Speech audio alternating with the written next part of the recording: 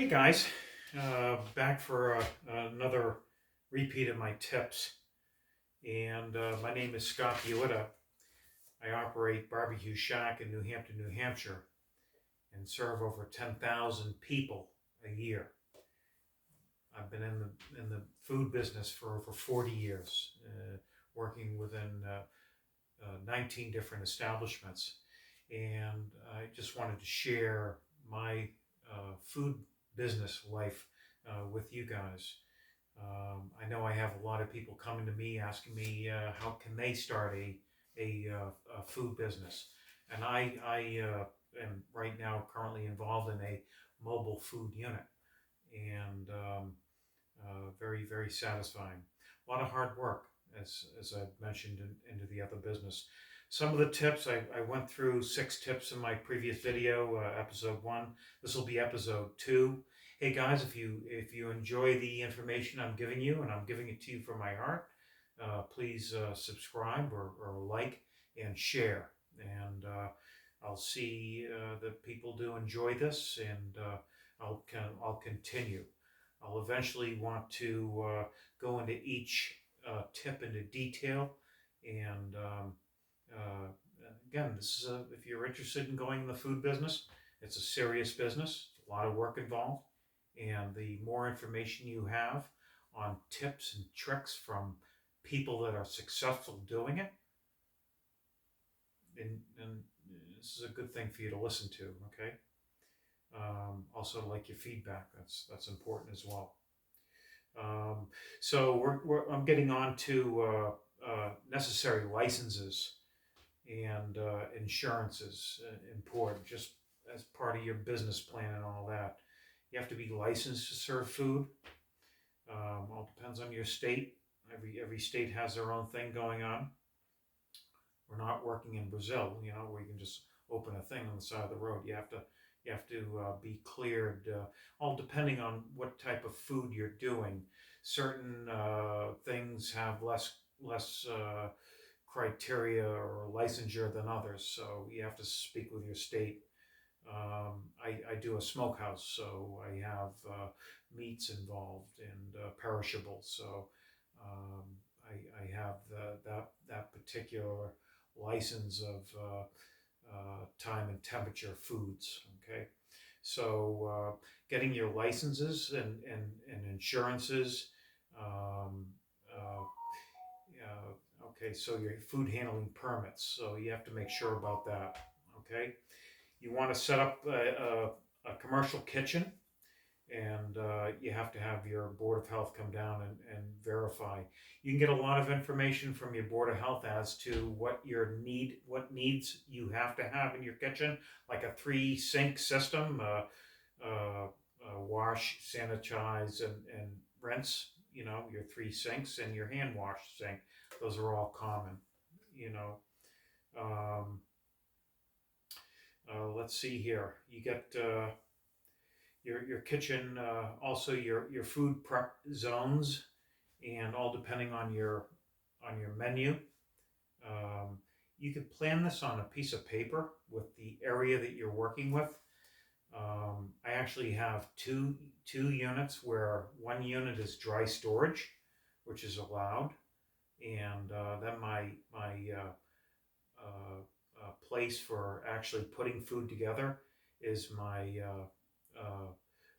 safety zone, as I call it. So area of service, and there's an area of storage. You can have those two separate areas, as long as you're not preparing food in one area. Usually they're pretty lenient on your storage facility. Again, all storage facilities have to be clean, and no rodents or anything like that. It has to be able to be locked and inside and undercover. Okay, as your storage facility. Food safety in every fashion, whether it be storage or in your preparation faculties. Sanitation has to be a key function in your setup. You know, um, so another sanitizer tip and trick is a cap of bleach per gallon of water. Okay, That's a safety standard that was taught to me by the Board of Health. But also you have test strips for the different types of sanitizer being used. But sanitation is a key component of this business. Without understanding sanitation, and you're not gonna get your license. So sanitation is a key thing to learn. Okay, I operate on very little staff. I may have one or two helpers that set up for me, but I handle the soup to nuts. I purchase my own goods. I prepare my own materials. I create my own menus. I set my prices, and I do it all. So it can be done. I keep things simple. I keep things uniform. Everything is the same. There's no adjustment, and this is all based on customer likenesses. Okay, they enjoy what I make. I keep making it, just like these videos. If you enjoy the information you're receiving from these videos, thumbs up, subscribe, and I'll keep making more. This business has an unlimited amount of information that you can learn, from recipes, working with customers, working with your vendors. Okay, it goes on. Talking about hiring of people. Again, you want people that are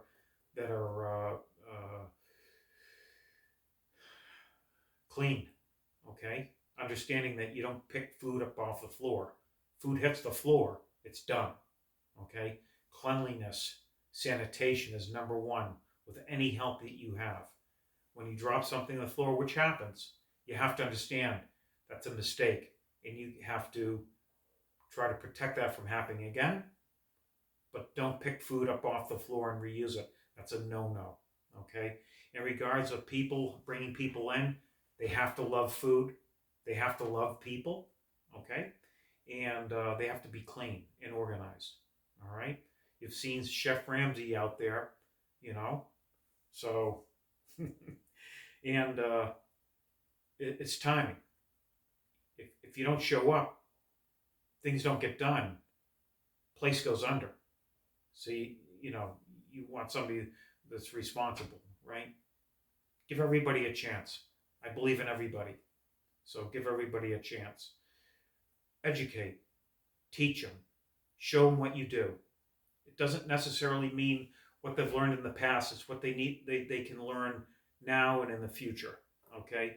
Your way of business is going to ripple through the society that you're working near, and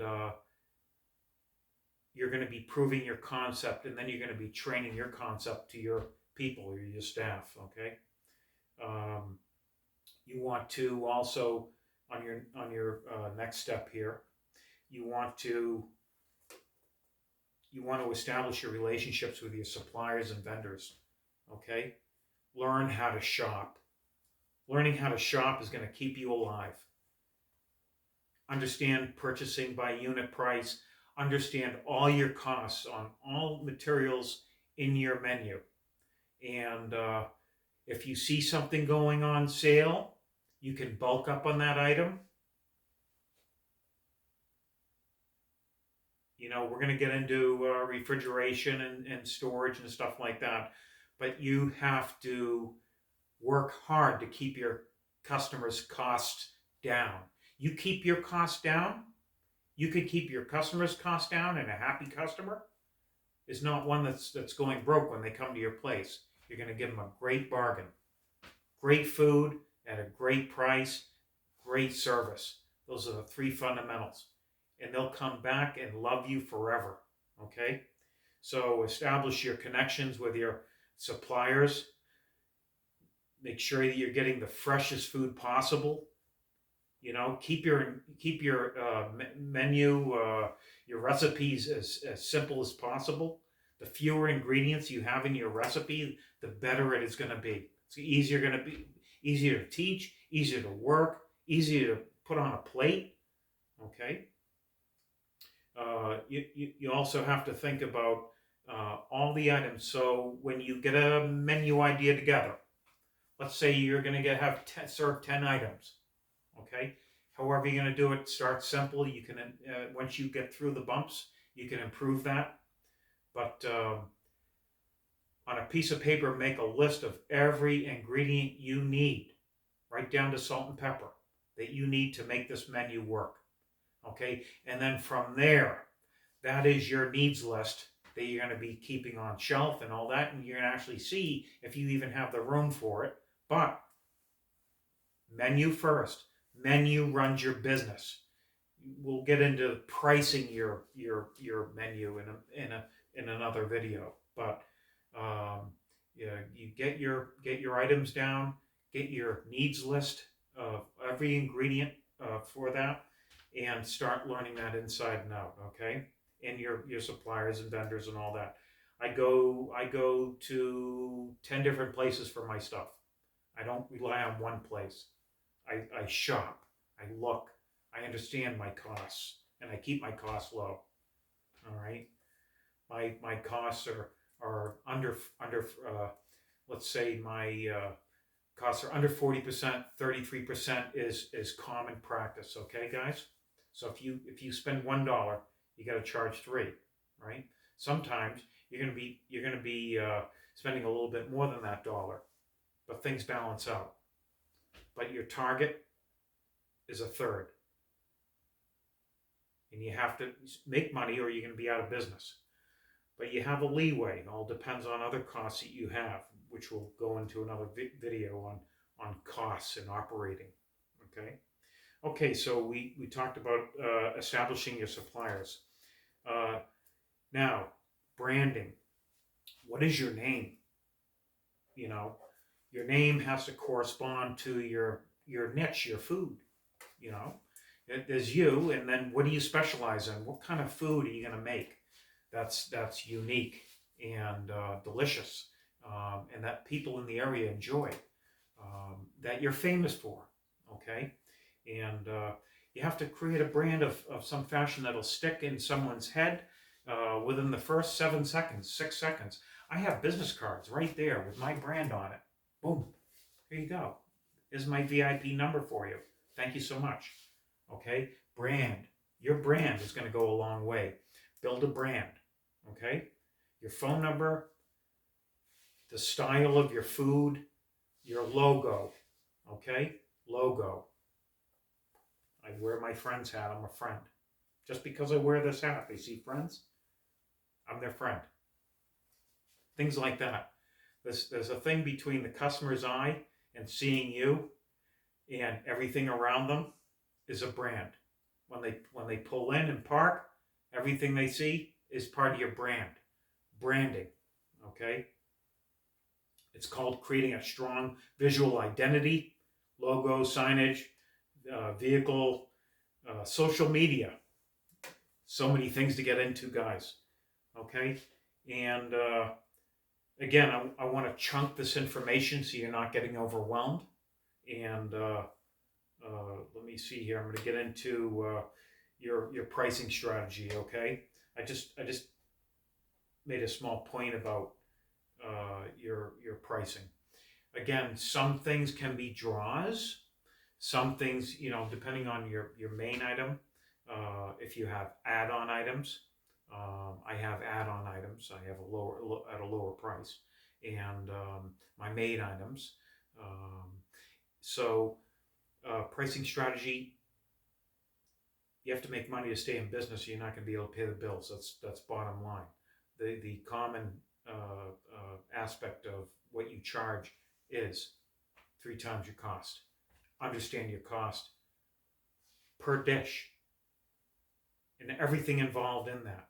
Okay, that's it. You don't include your Netflix subscription. You don't include your 12-pack of beer that you had last night. You don't include all these other things. It's just specific to food costs. Meaning, if you have a steak that costs you $8, you have to charge $24. Okay. Now it's the steak, it's the butter, it's the seasoning, it's the you want to incorporate a little bit of the uh, if you're putting a little bit of kale on there for decoration, what have you. The main product, food product that you're using, your costs, times it by 3 is what you have to work with. Okay. Okay. And you can look at the menu on a whole as to what your number one item is, and kind of feed off that. And you want to give people some discount, meaning you can't go any less than 50%. When I say less than 50%, meaning you're charging you're charging 50% more than your costs. That leaves you 50% on the product. You can't go less than that because you have a food operation, and food operations are not cheap. You have your utilities, you have your taxes, you have your uniforms, you have everything. Okay, you have your people, and your operations, your paper goods, your everything else outside. Maybe you have a porta potty. Um, all sorts of things that can be involved. The wear and tear on your place. Everything else that's not computed into your food costs is what you have to take care of with that profits that you make. Okay. Um, I'm going to get into one more thing, and then I'll hold off on some of these other things. But need to also identify your location. They say location, location, location. It's a fact. Location is key. But as I mentioned before, that people will travel for your place if it's good enough. You have a nice big smile and you're shaking these people's hands, and you have to shake their hands and thank them for coming. How many places you go to and you're almost treated like a number? I'm going to get into how to serve people, because most of the places I go into don't serve people properly. You feel like a sheep. You don't want to be a company that treats people like sheep. You want to be a company that treats people awesome, okay? And that makes them feel like part of the family. And for you to make people feel like they're part of the family, you have to shake their hand and give them a hug and thank them. And they'll appreciate that. And they're going to tell their friends, okay? So in regards to your area, you can pull people in from afar. It takes some time, you know. You can also think about some events that you have. Uh, you know, eating contests. You're going to have some music. Um, you're going to have some games or something. I have an outdoor system, so people come to me. I serve them. They go outside and sit down. Best thing you can have. Best thing you can have. Um, signage. Signage. Wherever you are. Again, depending on your town and all what have you. Exposure. Okay? Any type of flags or things or lights. Open. Signage. Visibility. Okay? Visibility equals sales. So with that said, we just went over your licenses. We went over your kitchen and all your needs for your equipment and stuff like that. We talked about hiring people and what to look for. Um, Somebody you bring in has to love food. They have to actually be also mobile in the kitchen. So about staff. I also talked about your suppliers, getting your suppliers in order. About your branding, very important. Strong visual identity. Okay, and I talked about pricing strategy. You can have some items a little bit more, pull back on some other items. Okay, and then your signage. I'll go over more.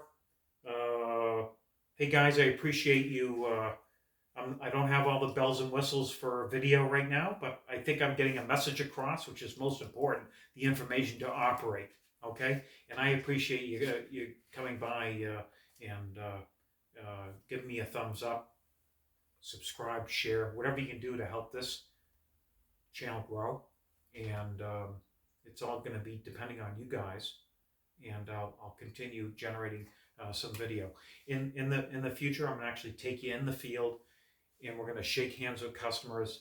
You're going to see how I operate, and that's going to be exciting for me. I've been doing this a long time, and I want to I want to see you guys grow. Okay, food is good stuff. I love food, and it's happiness. You're gonna get those customers jumping up and down and praising you. Okay, and with my efforts. Thanks a lot.